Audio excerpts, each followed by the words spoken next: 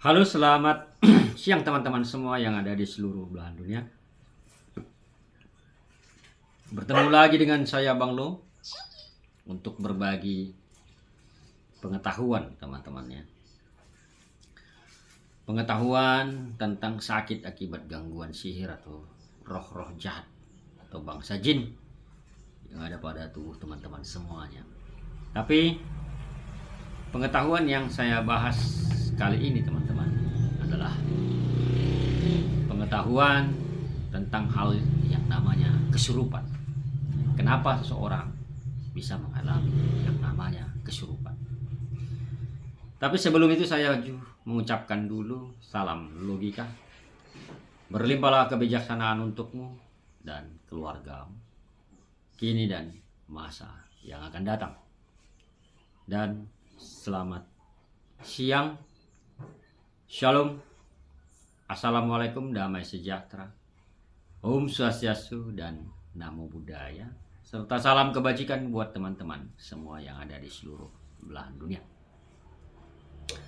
Teman-teman yang berbahagia, terima kasih atas dukungan kalian kepada channel ini dengan cara menekan tombol subscribe dan juga menekan notifikasi loncengnya, serta sudah menekan like atau jempol di bawah video.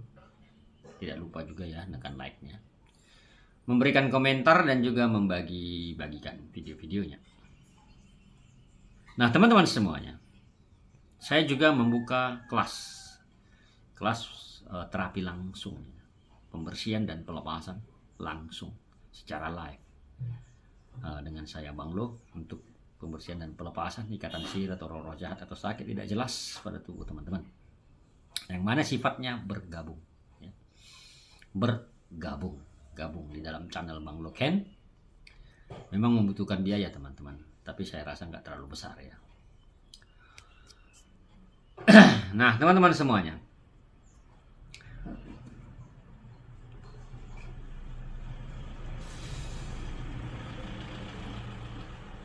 teman-teman, kalau kita berpikir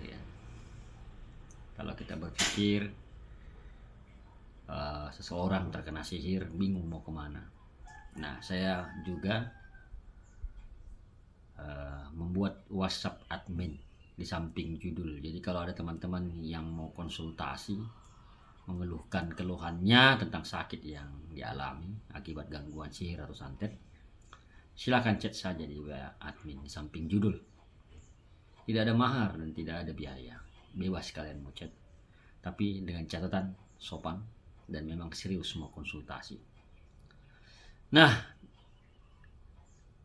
tidak dipungut bayaran, tetapi kalau misalnya kalian sudah vonis, saya ambil kesimpulan bahwa sakitmu bukan sakit medis tapi akibat gangguan sihir, paling saya menawarkan obatnya atau penawarnya, rempah dan minyak versina untuk membersihkannya. Itu pun kalau kau mau ya, tertarik. Kalau tertarik, nggak apa-apa ya, abaikan. Itu yang bisa saya kasih fasilitasnya kepada teman-teman kalau mau konsultasi. Nah siang ini saya mau membahas yang namanya hal kesurupan. Nah teman-teman, perlu kita ketahui dan garis bawahi, tidak semua orang bisa kesurupan ya. Tidak semua orang mengalami atau dapat menjadi badannya sebagai media untuk kesurupan. Nah, kesurupan ini mungkin saya bagi menjadi dua hal penyebabnya ya. Dua hal menjadi penyebab seseorang dapat kesurupan. Yang pertama, orang kesurupan bisa akibat ditempeli dari belakang, dikekep ya, jadi dia dirusak pikirannya, energi pikirannya dirusak dan dia menjadi kesurupan. Hal seperti ini teman-teman tidaklah sulit ya. Tidaklah sulit. Nah ketempelan ini ya itu tadi, ada yang orang bisa ditempeli dan dia kesurupan, dan ada yang bisa ditempeli tapi tidak kesurupan, gitu loh. Tapi dia akan merasakan sakit kepala. Tapi sampai hilang kesadaran, itulah yang namanya kesurupan. Dan ini biasanya ketempelan-ketempelan ini ya mungkin dia melewati tempat-tempat yang keramat, angker, ya. Kemudian ya mungkinlah dari tempat-tempat yang di tempat tersebut memiliki roh-roh jahat yang mencari tumpangan ke tubuh seseorang sebagai media untuk tempat dia bernaung. Itu yang pertama. Dan untuk membersihkan ini, teman-teman, nggak terlalu sulit ya. Paling sekali 2 kali dibersihkan udah langsung normal, itu nggak ada datang-datang lagi. Yang kedua adalah kesurupan akibat dimasukkannya roh jahat tersebut ke dalam tubuh seseorang. Ya. Dimasukkannya roh jahat atau roh-roh kegelapan atau jin ke dalam tubuh seseorang. Ya. Nah, mungkin ada yang pernah mengalami, ada yang belum mengalami, ya. Kesurupan akibat dimasukkannya roh jahat tersebut ke dalam tubuh seseorang, inilah mungkin yang dikatakan santet atau bisa juga menjadi tumbal pesugihan. Ya. Nah, 2 hal tersebut teman-teman, ya. Bila seseorang sudah kesurupan, pintu itu terbuka dia. Pintu semua terbuka. Nah, kenapa orang bisa sering-sering kesurupan? Karena banyak di dalam tubuhnya tersimpan roh-roh jahat tersebut bernaung. Banyak dimasukkannya, bukan 1 atau 2, tapi banyak. Ya. Jadi di dalam tubuh seseorang tersebut yang suka kesurupan, bernaunglah banyak jin atau roh-roh jahat yang sengaja dimasukkan untuk menaungi raganya. Ya, menaungi raganya. Jadi berdiamlah di raganya itu. Yang berdiam di raganya kemudian menempati tubuhnya dan pikirannya. Dan makhluk seperti ini senang, teman-teman. Makhluk atau roh-roh jahat seperti ini senang. Ya, sangat-sangat senang. Dia dapat tempat. Ya, dia dapat bernaung di tubuh seseorang. Nah, untuk mengobati seperti ini, membantu membersihkan seperti ini, teman-teman, ini yang agak rumit. Dibutuhkan keseriusan. Ya, dibutuhkan keseriusan. Nah, apakah bernaung di dalam tubuh seseorang ini, orang-orang yang kesurupan ini, akibat roh-roh jahat atau jin tadi? Apakah mereka hanya bernaung? Tidak. Mereka banyak kerjanya di dalam. Ada yang menghisapi otaknya, sumsum otaknya. Ada yang menggerogoti tulangnya. Ada yang menggerogoti darahnya. Ada yang menggerogoti perutnya. Macam lah itu. Dia gerogoti, bernaung. Bahkan ada yang menggerogoti ginjal dan dia bernaung di dalam ginjal seseorang. Saya banyak mendapati pasien begitu. Ketika saya tanya, ngapain kau di sini? Saya menaungi ginjalnya, menggerogoti ginjalnya. Nah, ada darahnya hilang. Ya kenapa? Karena setan itu menghisapi darahnya. Makanya orang ini menjadi kurus begitu. Nah, untuk membersihkan yang seperti ini, inilah yang dinamakan membutuhkan proses. Membutuhkan proses.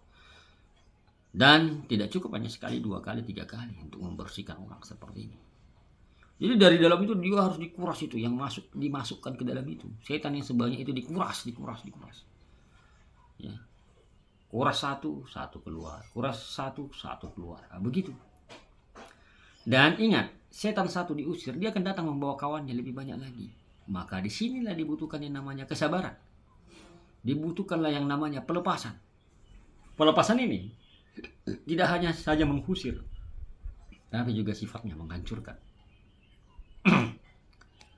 Ya, tapi juga sifatnya menghancurkan. Nggak bisa hanya 1 kali, 2 kali, 3 kali. Apalagi kalau sudah terlalu banyak dimasukkan ke dalam tubuhnya. Apalagi yang namanya tanah kuburan yang sudah dirituali. Itu bukan hanya 1 setan dalam itu. Dimasukkan ke dalam makanan seseorang. Itu banyak itu. Bernaung dalam tubuh seseorang.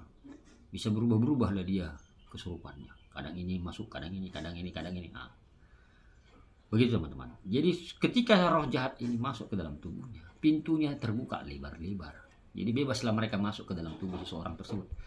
Jadi rumah seseorang, tubuh seseorang itu dianggaplah rumah mereka. Itu yang dinamakan rumah setan. Jadi raga manusia ini yang suka kesurupan itu dianggap rumah oleh setan tersebut. Makanya saya sebut rumah setan. Nah, apa yang dilakukan orang yang sakit akibat kesurupan ini? Sering-sering kesurupan ini. Satu, saya tetap menekankan yang namanya rutin pembersihan. Ya, kalau saya bilang rutin minum rempah untuk membersihkan yang ngurasnya. Kemudian rutin pelepasan sampai dia merasa lebih baik atau normal. Apakah kasus seperti ini pernah ditangani Bang Lus? Banyak. Ya, puji Tuhan normal, udah tak ada lagi kesurupan. Ya, banyak, tapi membutuhkan proses dan sabar.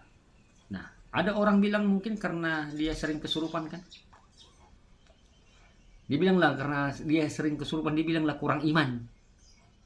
Dibilanglah dia kurang iman karena sering kesurupan. Bukan karena kurang iman. Siapa yang tahu iman seseorang? Ada yang tahu di sini iman seseorang? Mana ada yang tahu iman seseorang itu tinggi, rendah, besar, kecil? Mana ada yang tahu?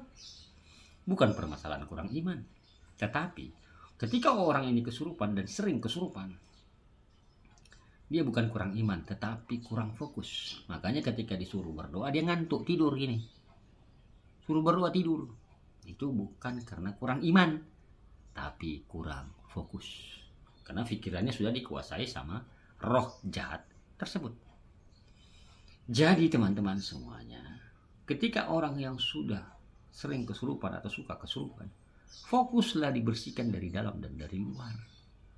Fokus juga pelepasan sampai engkau merasa normal. Untuk mencari penawar kesurupan ini, ya, sebenarnya mudah sulit asal engkau ya, fokus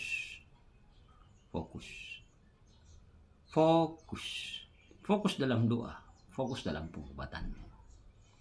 Dan perhatikan juga orang yang ngobatin kau, jangan masukkan lagi setan ke dalam tubuhmu. Nah, ini yang berbahaya. Kadang ya maaf kata ya, dia tumpangkan setannya ke badan seseorang tersebut agar setan peliharaannya makan di badan orang tersebut. Dia nggak kasih makan lagi. Banyak kasus begitu yang saya dapati ya, banyak kasus begitu yang saya dapati. Mendapati peliharaan orang yang ngobati dalam tubuh seseorang. Nah teman-teman semuanya, saya tetap menyarankan bersihkan dari dalam dan dari luar, apalagi orang kesurupan.